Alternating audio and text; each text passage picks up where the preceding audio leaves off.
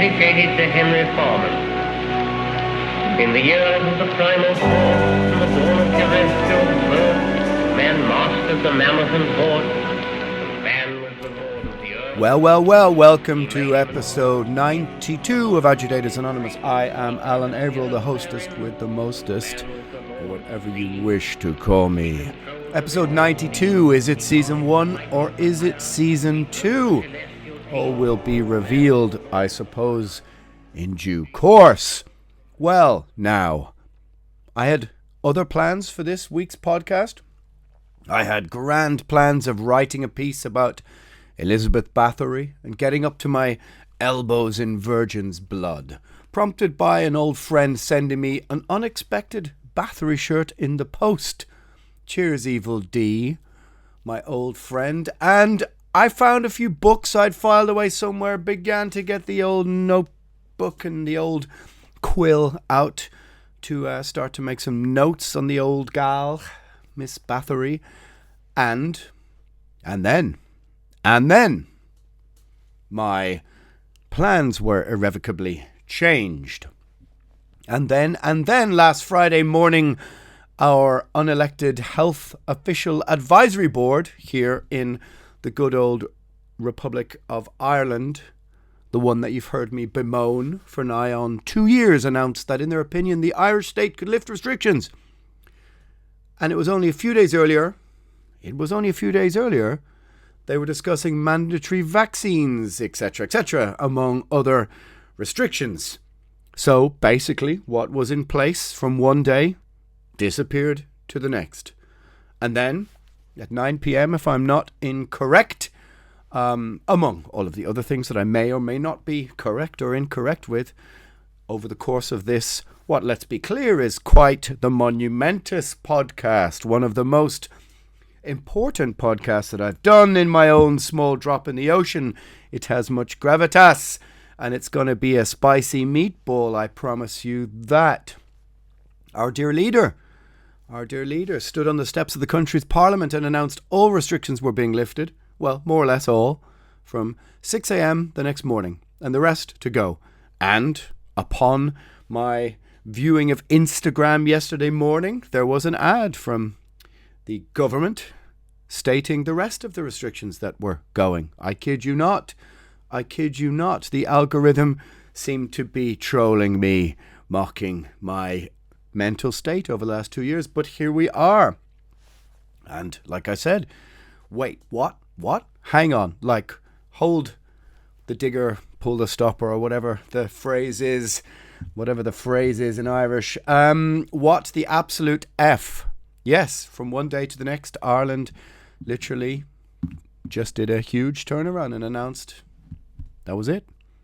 So, I'm pretty well aware that many of you in other countries are still labouring under restrictions. Today I was only informed that Germany, among other countries, are rolling on till the end of February, holding things in place for another few weeks. It could be that whatever way this is rolling out across the USA, with Ireland stuck in the middle of the sandwich there between the UK and the USA, we kind of had no choice.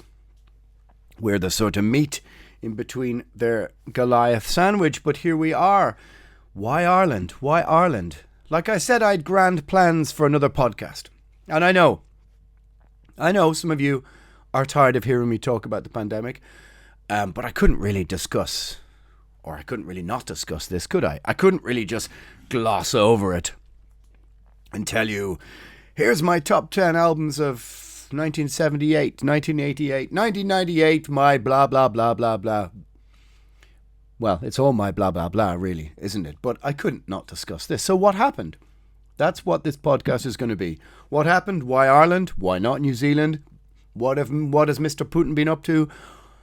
Various things like this. And I'm going to try and sort of pull together some sort of, pull the threads together to make a couple of different narratives. So, if you're tired of hearing me talk about the same old thing, this kind of isn't the same old thing, even if it seems on the face of it to be so. So what happened?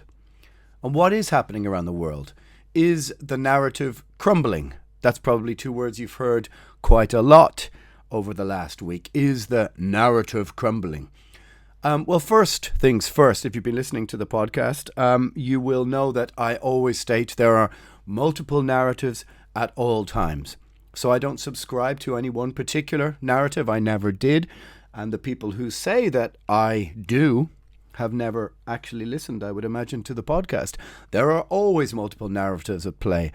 And I think that much of the polarization that's happening in modern society is because we've been divided and conquered, siloed into our two sides of the argument, led to believe that the people we disagree with are less than human sometimes, that are incalculably evil, that are beyond reproach, and that we have nothing in common with them. But of course, this is untrue, and it is just classic divide and conquer.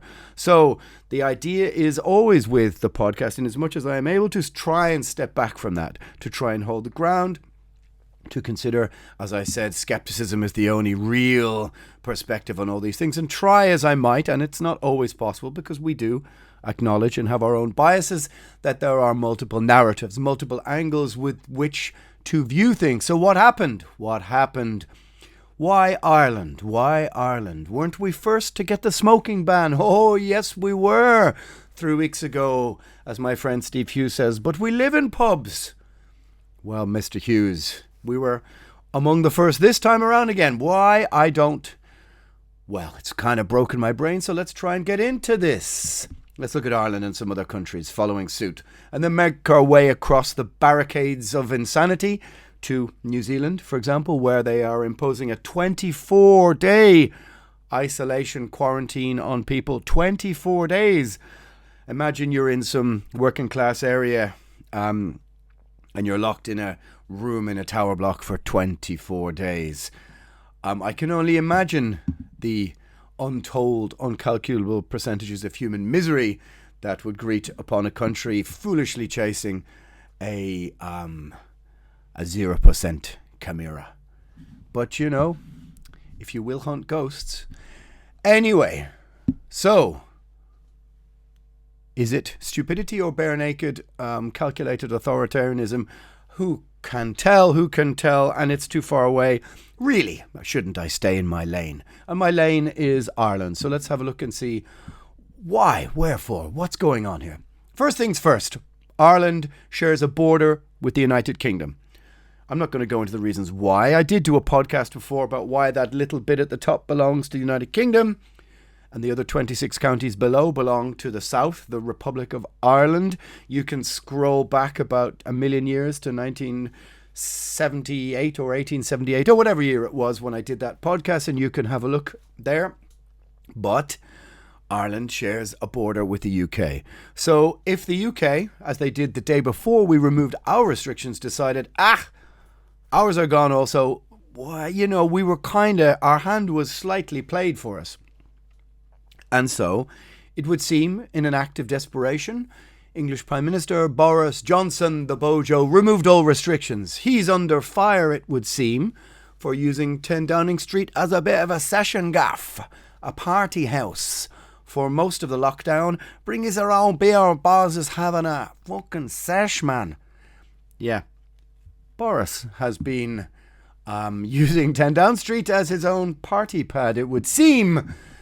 And so I think in order to try and save his own skin, sensing the immense popularity of, well, the untenable state of affairs across the board socially with trying to keep a handle on all this, he just went, right, to hell with it. Everything open, forget about it. And so sitting next to that in Ireland, what were we going to do? What were we going to do? We couldn't really go, well, we're going to try and double down even further and follow, for example, the example of Australia or New Zealand, even though some of our health official cronies were doing that in 2020. Look at the example of Australia, etc., etc. But here we are. We had to follow somehow the UK out of this. And let's not forget, they being the UK political elite were having parties while their general public could not hold the hand of a loved one during their final moments, or bury their dead, or when elderly relatives were literally being punished with immiseration and loneliness by being left in nursing homes people weren't able to visit, they were partying. And that's the truth of the matter. So let that sink in, as I'm pretty sure that story is true for the political class in every country. One rule for thee, but not for me. And not just the political class, but anyone, I guess, with enough money to be placed in the untouchable category were no doubt holding some masked ball parties somewhere or other in the bowels of the earth. Epstein had an island, lest you forget that. I know that I wasn't invited. You probably weren't invited either. All dressed up and no one to go. Nowhere to blow? Who? Yes, indeed. A very weird turn of events. As my friend said, the battered housewife in me, and that's a terrible analogy, but it would seem to be apt, thinks it's not over and that there's worse to come. That this is merely, you've had, shall we say, the softening up artillery barrage, and now the big guns are about to come out. I'm not so sure. It's very hard to know. Certainly moving everyone back now into restrictions and lockdown, having just thrown your hat at it, would seem to me to be difficult. But if there's one thing we've learned, it's that, we haven't really learned anything. The one thing we've learned is that we can't predict with any certainty what is going to happen. A very weird turn of events indeed. So, but I think and hope, as I said, that could be wrong. I believe the jig is perhaps up. People have slowly awoken, or partially awoken. It would appear that some of the governments are clearly aware that they've kind of lost the people, essentially, or at least some of the people. They see numbers, no doubt we don't. There are things happening in the background that we are not privy to. And certainly for now, numbers the mainstream media, I think at least, have for the most part been ignoring. But that seems to be changing. There seems to be way more reports about dying with, from, all these kind of other numbers. And the scrutiny, the sort of eye of Sauron, is slowly moving across to take a look at some of these things.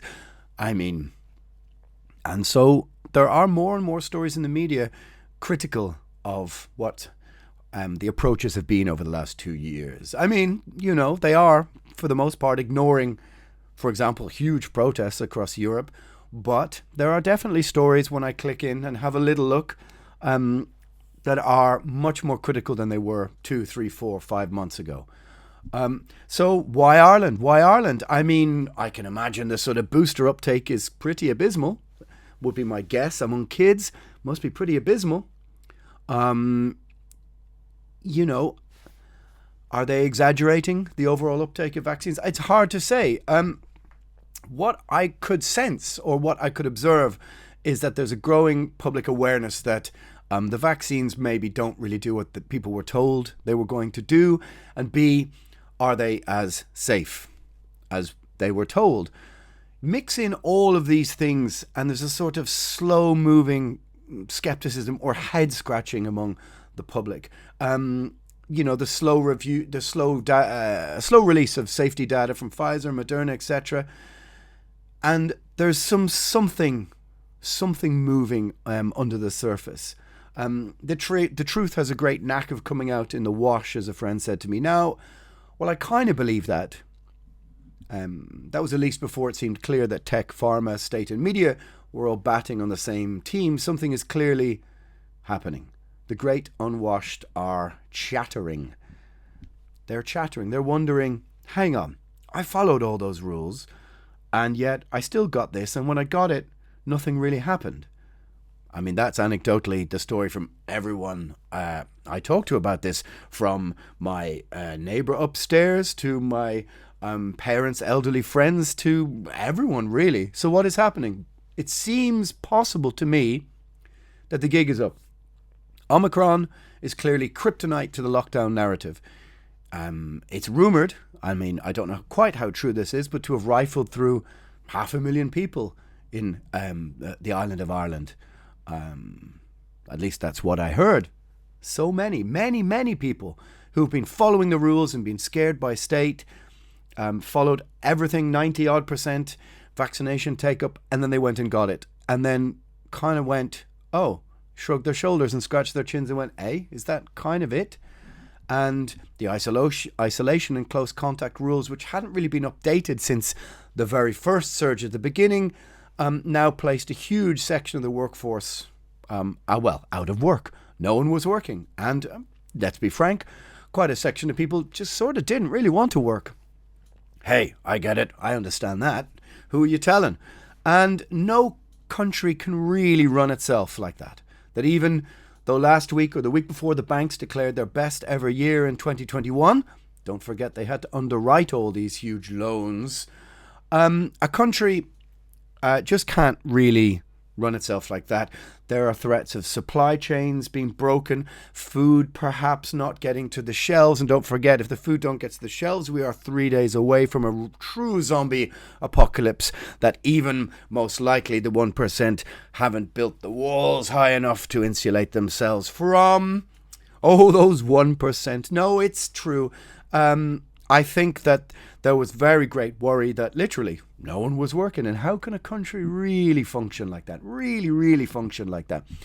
As I said, the banks declared 2021 their best year yet. Don't forget, as I said, they had to underwrite all these huge loans. And it would seem that a lot of money earmarked for recovery funds and loans to normal people appears to be siphoned off. But that's a different podcast altogether. But you expected that, right? Not the podcast, but the siphoning. I mean, who gets contracts when war is declared? Who gets to rebuild the infrastructure of a shattered country like Iraq? Oh, well, Mr. Phone Company, you can have this. Mr. Lockheed Martin, you can have that, etc., etc. Who's going to build the pipes? Look, you can figure it out, right? And so who gets to rebuild all of the things that, the pandemic and restrictions have ceased to move also? Certain institutions and companies line up to profit from disaster. We know this, so why should this one be any different? Disaster capitalism. And so it was clear at the beginning of this, at least to me, that this was not a fiscal crisis, not a financial crisis. I mean, personally, I subscribe to the idea that there is no such thing as free money, and that what we have taken from the state will have to be paid back. But how remains to be seen. Remember, you will own nothing and you will be happy. You will own nothing and be happy. But more of that later. More of that vampiric talk later.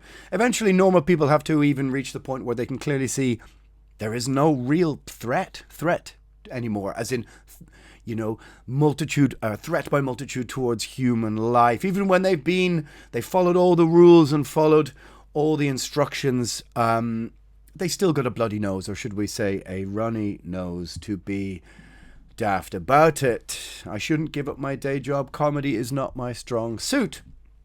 So, Ireland, back to Ireland. Why? Well, look, maybe it was time for the health officials and political class to cash in their chips. To claim hero status before the heat gets greater, retire and head for the hills. I mean, it's entirely possible, right? Part of the political game is knowing when to step off the stage or to when to step back onto the stage. This is a very great skill. And maybe this is just incredible timing from some very skilled operators. Hard to say. Someone sent me a Freedom of Information Act request, stating that in the UK, only 17,300 people in the UK died from COVID directly. I don't know about that, but is that for real? Certainly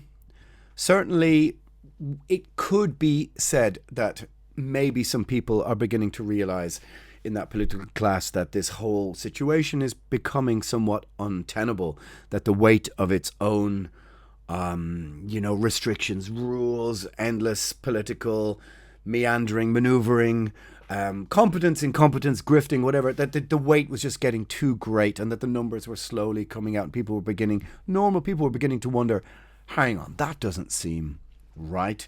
And so maybe they're, as I said, getting out of Dodge before some inquest begins. It's possible. Of course, to be fair, I won't discount the fact that they, to a percentage, perhaps have made a brave decision.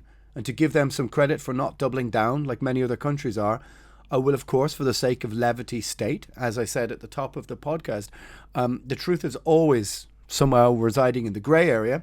It is neither black nor white on either side of the argument. So I will give them some credit for not doubling down like many other countries are. Hello, New Zealand. I will, of course, as I said, for the sake of levity, state that maybe they genuinely saw that the threat is now minimal and it was time to get the country back to work, restore some social dignity to people, and, to be honest, give them back their freedoms. The things I've been banging the drum for since episode 1. It is possible, of course, as I state every time. The truth is in the grey area. Not everything is either malice, of course, nor is it incompetence. There's both, of course, including genuine altruism and indeed competence within all of those things. Many narratives are playing out. This is clear. But anyone says that there's only one or the other needs their grey matter poking. And here we are. That's kind of the purpose of the podcast, right?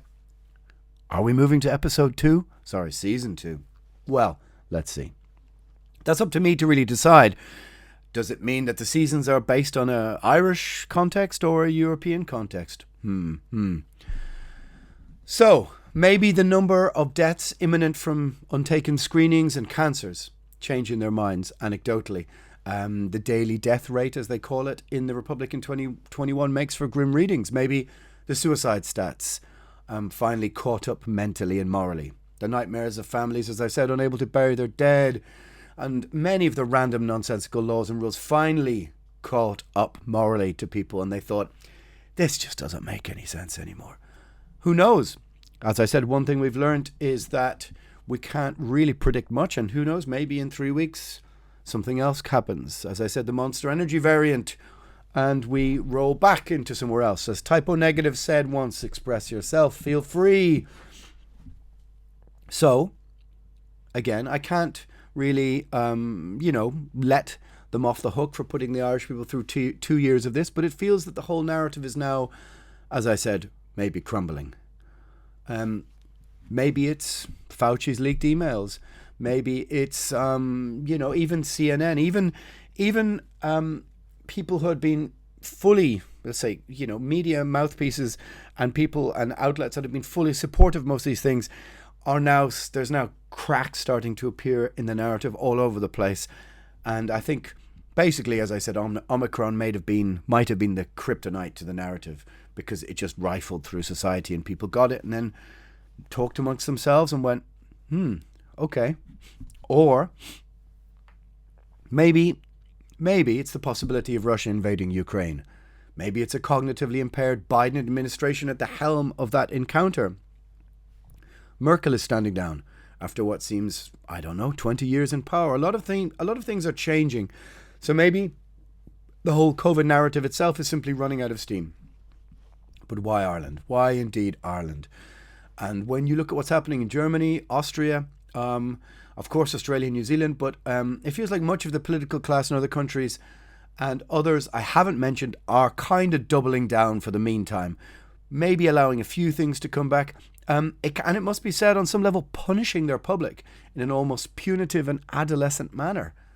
Certainly the mainstream media are not reporting the growing protests, as I said, across the Eurozone. And so, my friends, I walked into my local bar for the first time in 2 years and showed no papers, no digital this or that, didn't write down a name of this, no track and trace, and sat down and ordered a pint, from behind which I took some notes for this podcast. And guess what? And this is one of the most interesting things. It would seem our government has even said they're ditching the digital passport. Jaw dropped yet? I kid ye not. That's the very thing that I can admit I've been suspicious that all of this was, fundamentally about, or at least it was, the kind of elephant in the room lurking in the shadows, the movement of people onto a form of digital ID, allowing the state to have access to your everything, literally, your digital ID, and of course to lock you down if you transgress from society, so to say.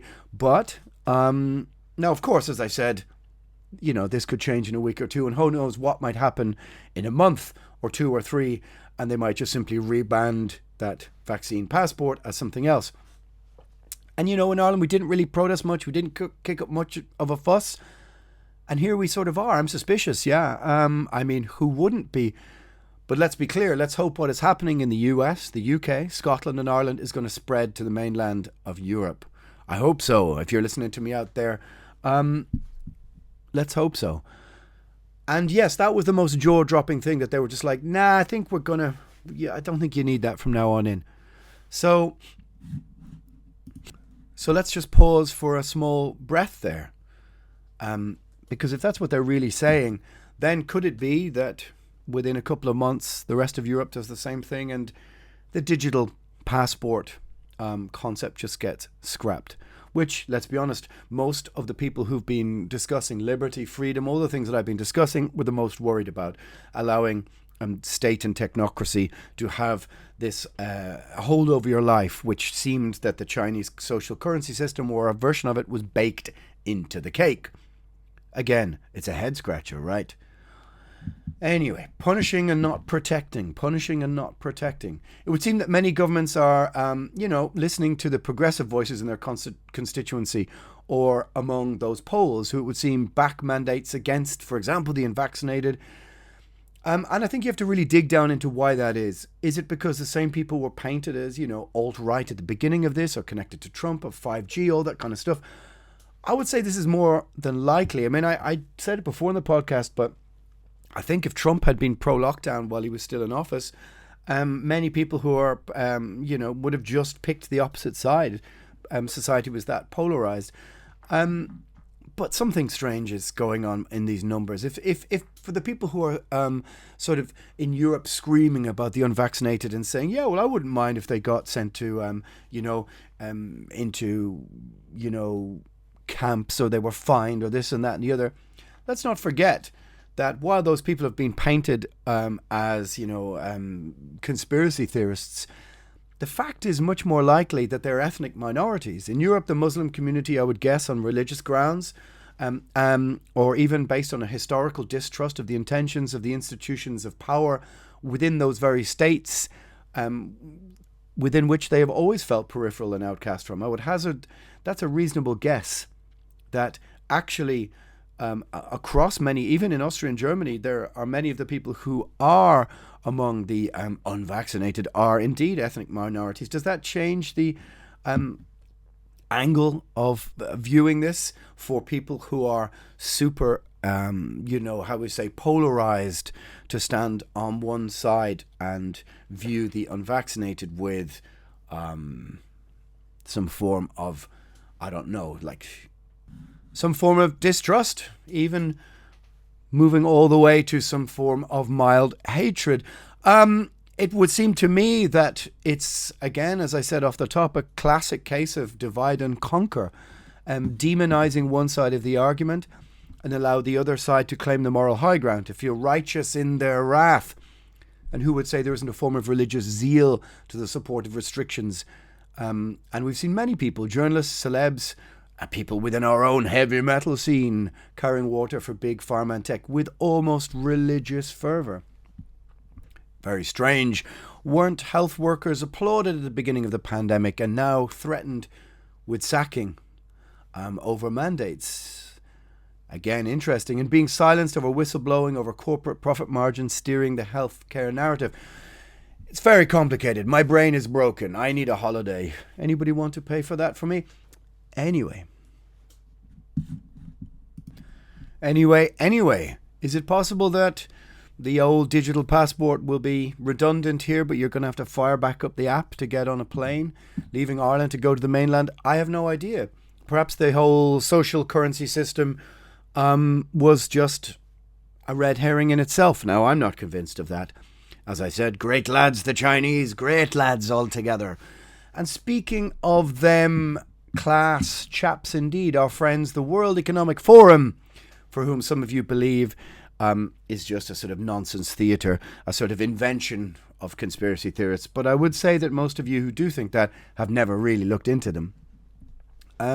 Those guys have been having their yearly session under the guidance of Klaus Schwab, the Great Reset and all that kind of stuff. The Great Narrative is now coming.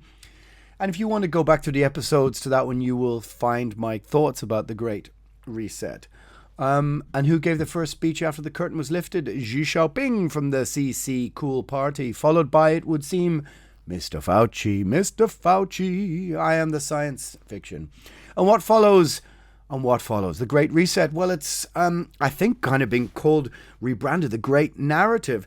And some of what they were discussing was the fact that it would seem the public have lost their, their will, their belief, their trust in elites. I mean, really, if that's the kind of thing people are actively discussing, then, well, I don't think they reside on the same planet as the rest of us, really. Of course, people should have no trust in elites. But now it's being rebranded as the Great Narrative. I mean, how much of the World Economic Forum is just pure performative is, of course, up for debate. Certainly when the first two keynote speeches made to this billionaires' playground are made by two of the most important figures in the whole narrative that we've just been living through, you would have to be one of the most trite and blinkered, be kindest pajama party members there is.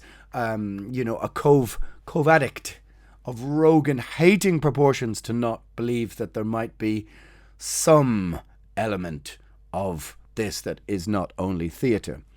It's worth getting your eyeglasses out.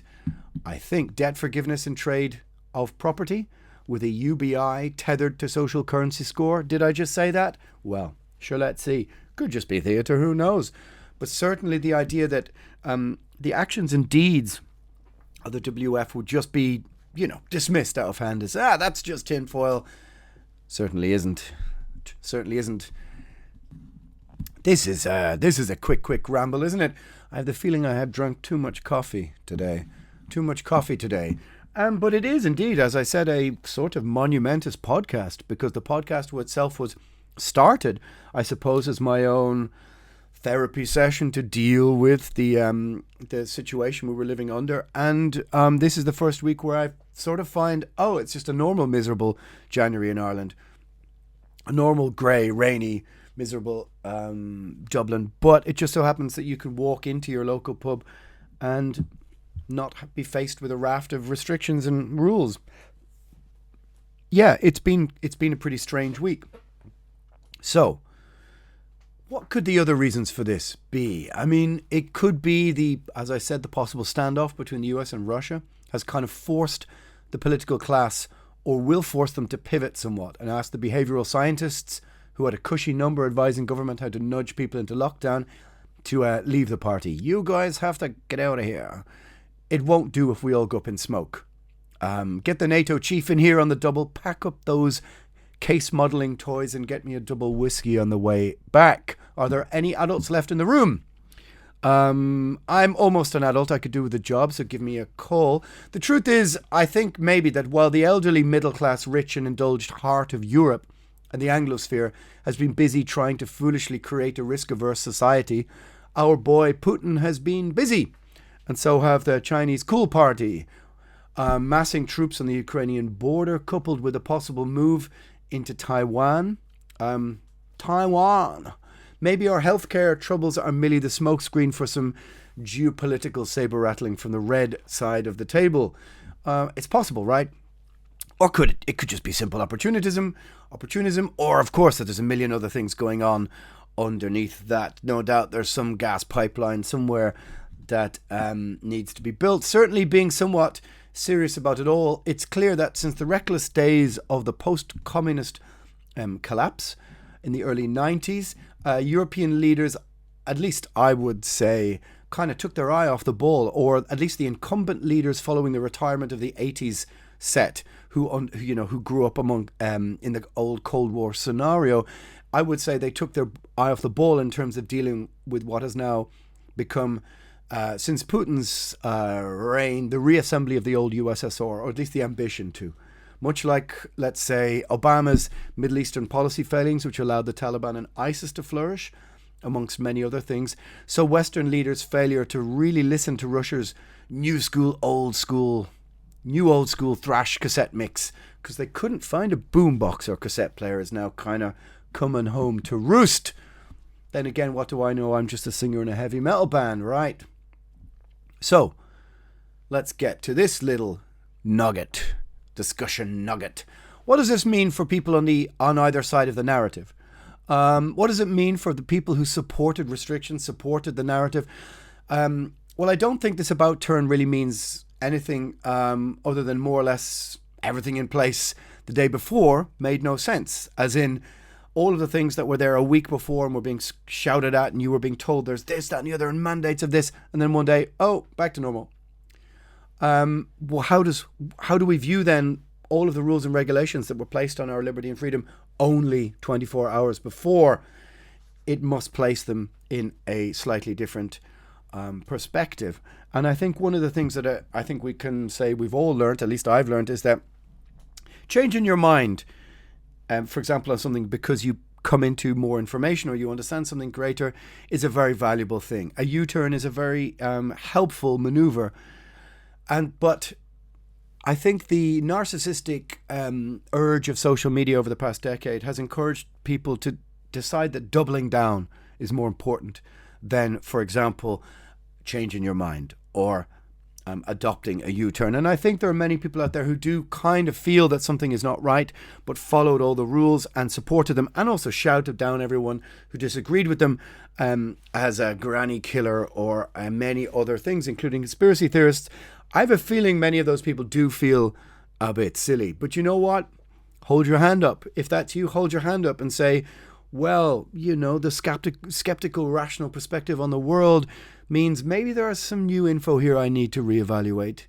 And there's some people maybe I excluded from my life I need to reach back out to and establish common threads with. Because that's, if you've been played into that game and siloed into fighting tooth and nail with either side, with family members and loved ones and other people who you now don't speak to because of this, that's the perfect... you've been played. That's kind of how I look at it. So eventually maybe the narrative just collapses under its own weight. The idea that eventually being told that, when you stand up in the restaurant and go to the toilet, you need to put your mask on, take it off when you eat, that the virus respects that difference, that the virus doesn't come out after 8 p.m. at night because there's a curfew, etc., etc. All these things eventually begin to weigh down on the narrative. And I think eventually these things just begin to crumble on all sorts of fronts. So does this mean that the tone of the podcast, for example, is going to change? No, not really. The podcast will continue being called Agitators Anonymous. Does it feel like there's some small sense of vindication? No, not at all.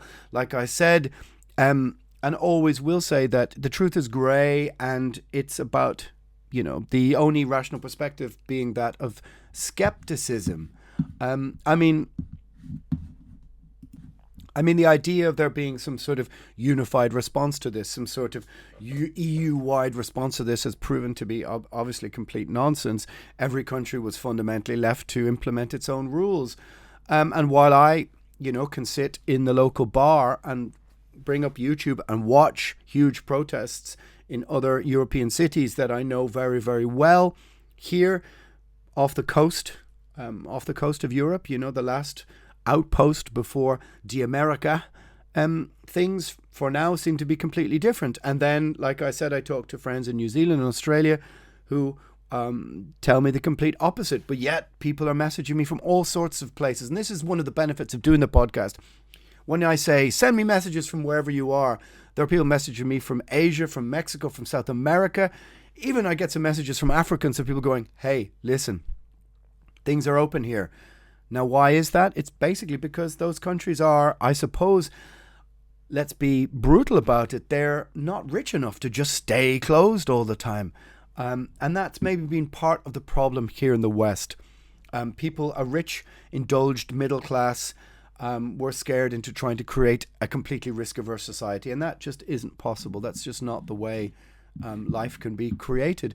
And so all of these things are true. It's been... a chaotic bureaucracy, stupidity, grifting mixed with genuine scientific altruism, folks in lab coats doing real work, and it would seem tyrants and despots waiting in the wings, a whole mix of things.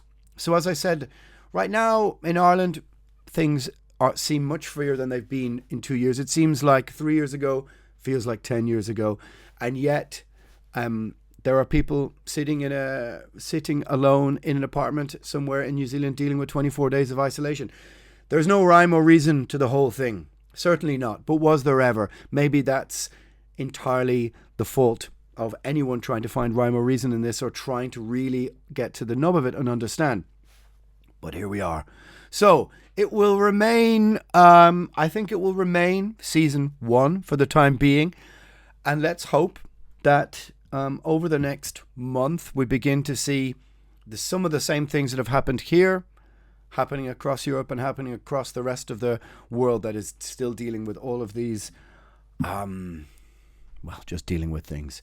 So, episode 92 of Agitators Anonymous is a complex, brain-frying, too much caffeine stream of consciousness from a freer than it's been since the beginning, since before episode 1 of the podcast, Ireland.